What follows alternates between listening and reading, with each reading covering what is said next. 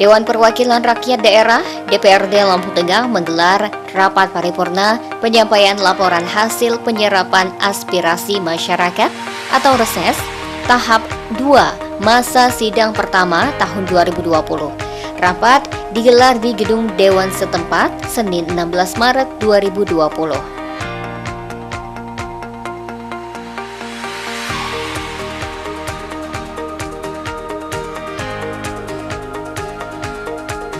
Rapat paripurna dipimpin Ketua DPRD Sumarsono, didampingi Wakil Ketua 1 Julius Heri, Wakil Ketua 2 Firdaus Ali, Wakil Ketua 3 Muslim Ansori, 39 dari 50 anggota DPRD Lampung Tengah, dan Sekretaris DPRD Syamsi Roli. Turut hadir Bupati Lampung Tengah Lukman Joyo Sumarto, Pelaksana Tugas Sekretaris Daerah Zulkifli, para asisten dan staf ahli Bupati, para kepala SKPD, dan jajaran Forkopimda Lampung Tengah.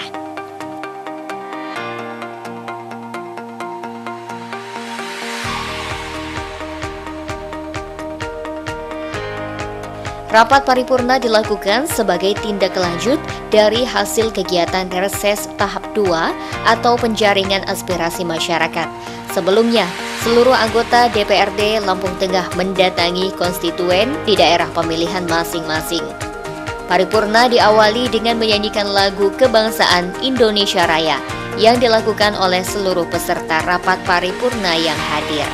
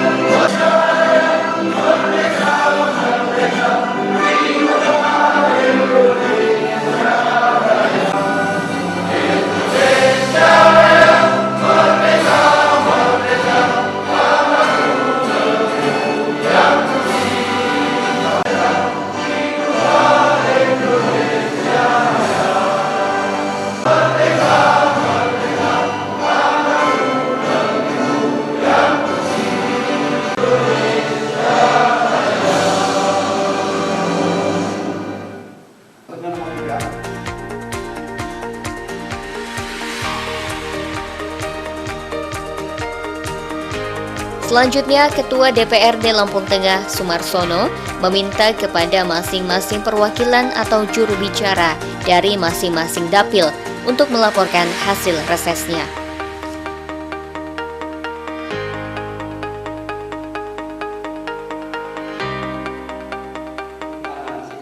Assalamualaikum warahmatullahi wabarakatuh. Selamat pagi dan salam sejahtera bagi kita semua. Tapi pun tadi dari dulu. Yang terhormat Saudara Bupati Kabupaten Lampung Tengah, yang kami hormati Wakil Ketua dan anggota DPRD Kabupaten Lampung Tengah, yang kami hormati anggota Forkopimda Lampung Tengah, yang kami hormati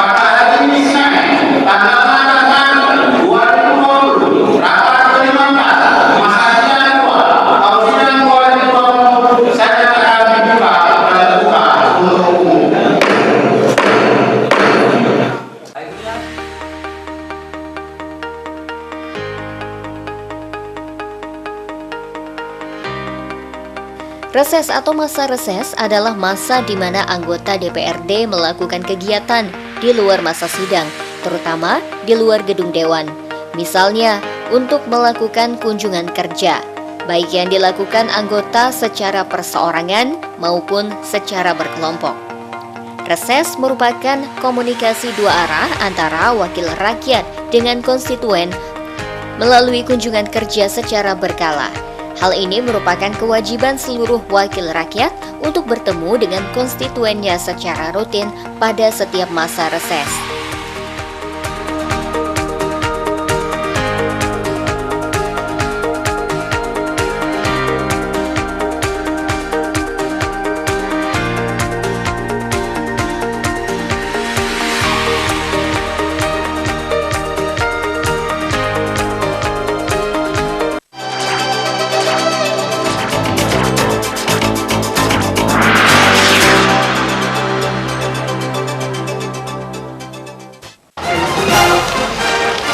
Permasalahan yang terjadi di sekitar Lampung. Pemkab Lampung Utara merancang pembangunan flyover perempatan Kebun 4 Kota Bumi. Balai Karantina Pertanian Bandar Lampung bersama Balai Konservasi Situasi terkini tentang Lampung kami kabarkan dalam iNews Lampung. Hadir pada hari dan jam berikut. Warga Bumi Kedamaian Bandar Lampung berbondong-bondong membawa ember dan jerigen ke Hanya di iNews. Jakarta Socialite hanya di iNews.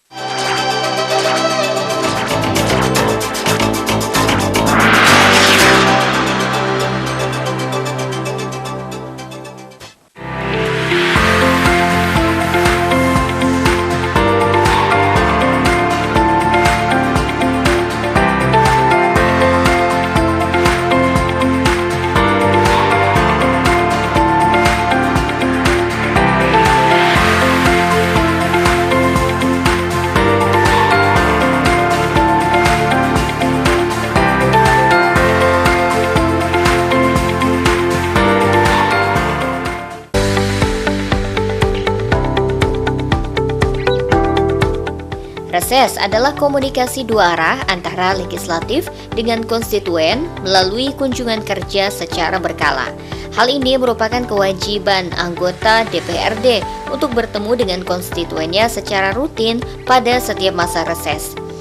Istilah reses ini terdapat dalam Keputusan Menteri Dalam Negeri Nomor 162 Tahun 2004 dan Peraturan Pemerintah Nomor 25 Tahun 2004.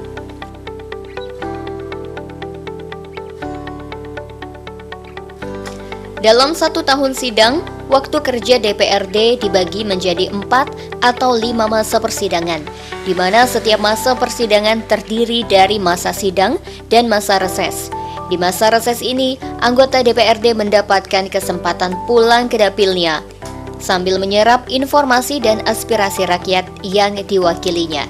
Tujuan reses untuk menyerap dan menindaklanjuti aspirasi konstituen dan pengaduan masyarakat guna memberikan pertanggungjawaban moral dan politis kepada konstituen sebagai perwujudan perwakilan rakyat dalam pemerintahan. Persyaratan pertemuan pada hari yang saya hormati, sesuai dengan ketentuan pada pasal 33 Undang-Undang pada bab 7 pasal 90 ayat 4 diberikan rapat setelah bukan rapat memerintahkan surat masuk dan surat keluar untuk diberitahukan kepada peserta atau untuk dibahas pada rapat kecuali surat terkait dengan urusan rumah tangga. Pada saudara sekalian tidak bisa diusahakan untuk membacakannya. Laporan hasil reses Dapil 1 diantaranya masyarakat meminta bantuan pembuatan talut dan irigasi tersier, perbaikan jalan, bantuan modal membuka usaha, dan industri rumah tangga. Selain itu, bantuan pembangunan rumah ibadah, renovasi balai kampung, pembangunan tugu jalan dan sumur bor. Masyarakat juga meminta penerangan jalan, ruang kelas baru, penertiban bangunan liar di sepanjang saluran irigasi. Masukan lainnya adalah bantuan TPA, pembangunan gorong-gorong, bantuan pupuk, serta perhatian terhadap kesejahteraan tenaga kerja.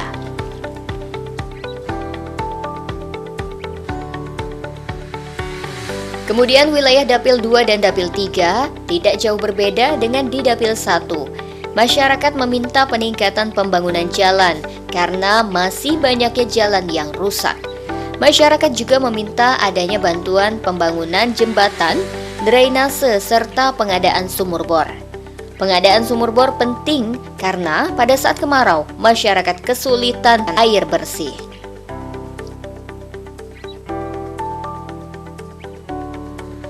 Selanjutnya untuk wilayah Dapil 4, masyarakat berharap bantuan bedah rumah, bibit ikan, dan pertanian. Bantuan pertanian yang dimaksud antara lain bantuan bibit dan pupuk bersubsidi. Selain itu, masyarakat juga meminta peningkatan keamanan di wilayahnya.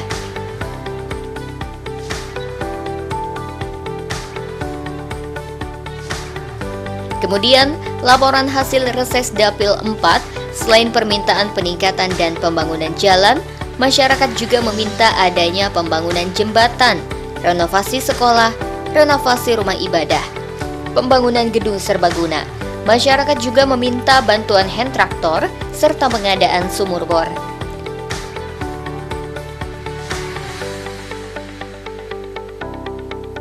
Laporan hasil reses Dapil 5 tidak jauh berbeda dengan Dapil sebelumnya. Masyarakat berharap adanya perbaikan infrastruktur jalan, bantuan pertanian, peternakan, kemudian pendidikan dan kesehatan.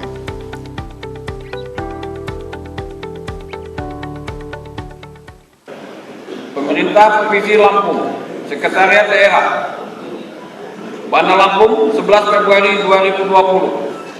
Kepada Yang Terhormat Bupati Lampung Tengah D. Gunung Sugi, perihal fasilitasi rancangan peraturan daerah tentang bantuan dan pungutan biaya satuan pendidikan dasar. Bersama ini disampaikan hal-hal sebagai berikut. 1. Batang tubuh rancangan peraturan daerah. A.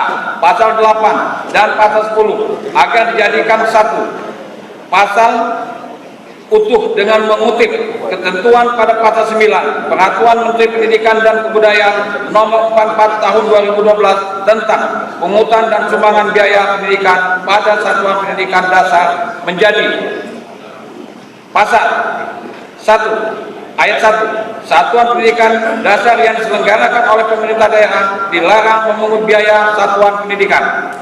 Ayat 2. Satuan pendidikan dasar yang diselenggarakan oleh masyarakat yang mendapatkan bantuan pemerintah dan atau pemerintah daerah pada tahun ajaran berjalan dapat memungut biaya pendidikan yang digunakan hanya untuk memenuhi kekurangan biaya investasi dan biaya operasi. Ayat 3. Satuan pendidikan dasar yang diselenggarakan oleh masyarakat yang tidak sedang mendapat bantuan pemerintah dan garing atau pemerintah daerah pada tahun ajaran berjalan dapat memungut biaya satuan pendidikan. Ayat 4. Pungutan sebagaimana dimaksud pada ayat 2 dan ayat 3 sesuai dengan prinsip keadilan. B. Pasal 14 akan diubah sesuai dengan ketentuan pasal 14 Peraturan Menteri Pendidikan dan Kebudayaan Nomor 44 Tahun 2012 tentang pungutan dan sumbangan biaya pendidikan pada satuan pendidikan dasar menjadi pasal 14 ayat 1 pengumpulan, penyiapan dan penggunaan dana pungutan dilaporkan dan dipertanggungjawabkan secara transparan kepada pemangku kepentingan pendidikan, terutama orang tua, garing wali murid, peserta didik, komite sekolah dan penyelenggara satuan pendidikan dasar. Ayat 2. Pengumpulan, penyimpanan dan penggunaan dana sumbangan dilaporkan dan dipertanggungjawabkan secara transparan kepada pemangku kepentingan pendidikan, terutama orang tua, wali murid, komite sekolah dan penyelenggara satuan pendidikan dasar. C. Pasal 15 akan diubah sesuai ketentuan pasal 13 Peraturan Menteri Pendidikan dan Kebudayaan Nomor 44 Tahun 2012 tentang pungutan dan sumbangan biaya pendidikan pada satuan pendidikan dasar menjadi pasal 15 ayat 1. Menteri dapat membatalkan pungutan dan atau sumbangan apabila penyelenggara dan atau satuan pendidikan melanggar peraturan perundang-undangan atau dinilai meresahkan masyarakat. Ayat 2. pemerintah daerah sesuai kewenangan dapat membatalkan pungutan dan atau sumbangan apabila negara dan atau satuan pendidikan melanggar peraturan perundang-undangan atau dinilai meresahkan masyarakat. D. Di antara pasal 21 dan pasal 22 disisipkan satu pasal. Ulangi, di antara pasal 1 dan pasal 22 disisipkan satu pasal baru sesuai dengan ketentuan pasal 15 Peraturan Menteri Pendidikan dan Kebudayaan Nomor 44 Tahun 2012 tentang pungutan dan sumbangan biaya pendidikan pada satuan pendidikan dasar menjadi pasal ayat 1. Sumbangan yang diterima satuan pendidikan selama 1 tahun ajaran melebihi 5 miliar rupiah diaudit oleh akuntan publik dan hasil auditnya diumumkan secara transparan di media cetak berskala nasional. Ayat 2. Bupati atau pejabat yang ditunjuk sesuai dengan kewenangan melakukan pengawasan terhadap pengumpulan, penyimpanan dan penggunaan pungutan sumbangan sesuai dengan ketentuan perundang-undangan yang berlaku. E. Pasal 25 agar diubah sesuai ketentuan pasal 238 Undang-Undang Nomor 23 Tahun 2014 tentang pemerintah daerah sebagaimana telah diubah dengan Undang-Undang Nomor 9 Tahun 2015. Pengenaan sanksi administrasi diawali dengan pengenaan sanksi yang teringan. 2. Raperda yang telah ditetapkan agar disampaikan kepada gubernur paling lambat 7 hari setelah ditetapkan.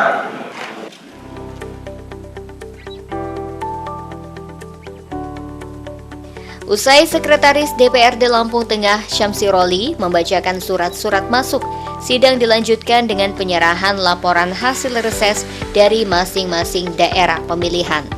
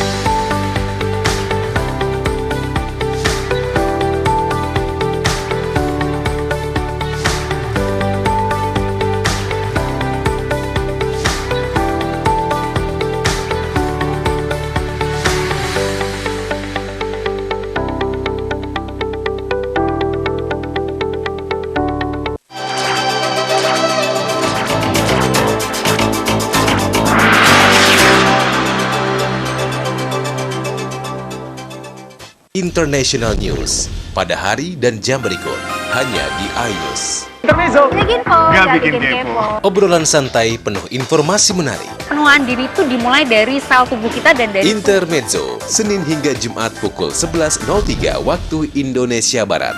Hanya di iNews.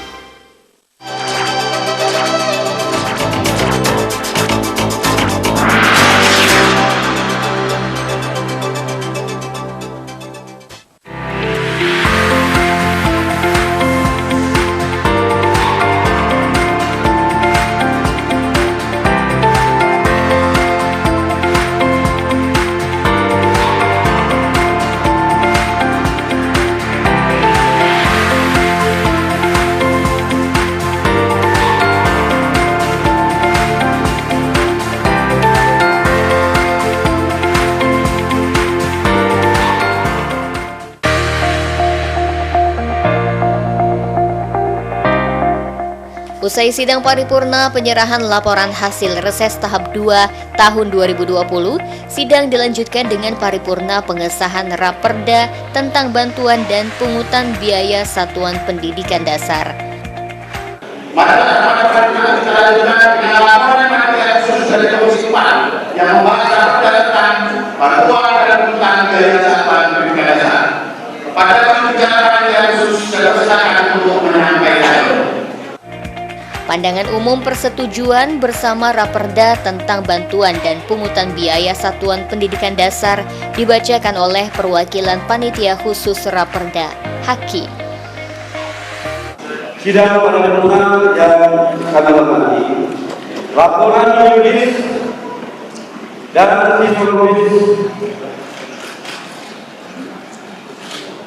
dibentuk Raperda ini adalah Undang-Undang Nomor 23 Tahun 2014 tentang otonomi daerah yang menggunakan urusan bidang pendidikan, merupakan urusan kami yang berkaitan dengan pelayanan dasar yang menjadi kewenangan pemerintah kabupaten.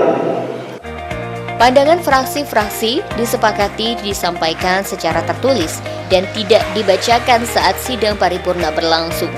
Sidang paripurna Raperda Bantuan dan Pungutan Biaya Satuan Pendidikan Dasar sempat diwarnai sejumlah interupsi dari anggota sidang. Kalau saya kurang mohon ditambahkan atau saya salah. Maaf, terkait dengan perda masing-masing dan hari sudah diparipurnakan, berarti sudah selesai. Terkait dengan perda. Kalau menurut kita perda ini kurang pas bagaimana Ketua?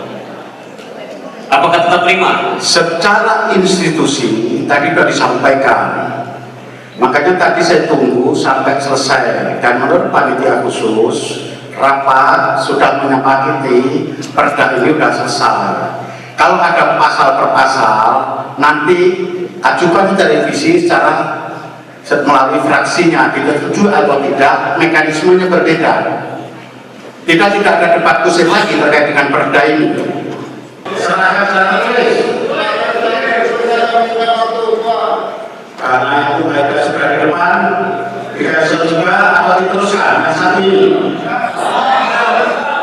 Baik, maaf ya, kesepakatan teman-teman disampaikan secara tertulis kepada teman-teman untuk saya operasi yang buat operasinya untuk bisa menyampaikan masing-masing ke depan.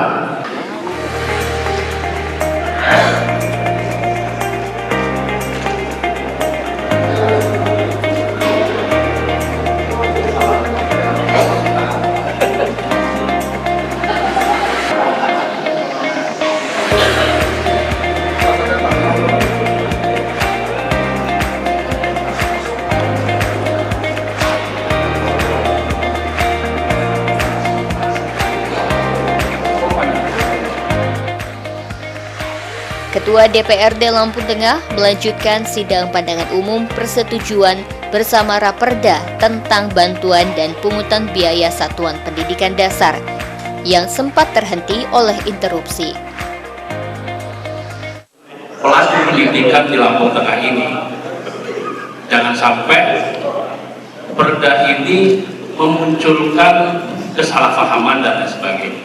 Maka saya kira perlu kiranya juga, karena ini menurut saya juga perda yang sangat penting, perda yang sangat penting untuk penyelenggaraan pendidikan kita, perlu juga kita bukan hanya sekedar mengesahkan, tapi setelah ini kita juga harus punya tanggung jawab moral untuk segera mensosialisasikan ke seluruh lapisan masyarakat, wabil khusus kepada seluruh stakeholder pendidikan di Lampung Tengah ini. Saya kira itu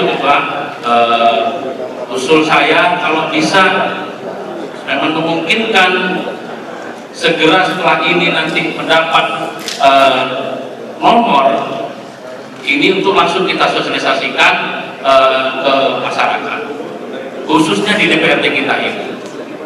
Kalau perlu kita jangan nunggu anggaran perubahan. Kita mungkin kalau memungkinkan kita pakai istilah anggaran mendahului perubahan, karena menurut saya ini penting, karena perda ini juga kalau tidak dipahami utuh oleh seluruh stakeholder ini juga nanti akan membuat simpang siur. Saya kira itu. Terima kasih pimpinan. Terima kasih warahmatullahi wabarakatuh. Akhirnya, DPRD Lampung Tengah menyetujui Raperda tentang bantuan dan pungutan biaya satuan pendidikan dasar. Persetujuan ini dilakukan dalam bentuk penandatanganan Raperda oleh Bupati Lampung Tengah, Lukman Joyo Sumarto, dan pimpinan DPRD Lampung Tengah. Selanjutnya akan dilaksanakan penandatanganan perintah persetujuan bersama peraturan dari Kabupaten Lampung Tengah kepada Kabupaten Lampung Bupati, pimpinan DPRD dan anggota maupun enggak, persilakan mengambil tempat di depan.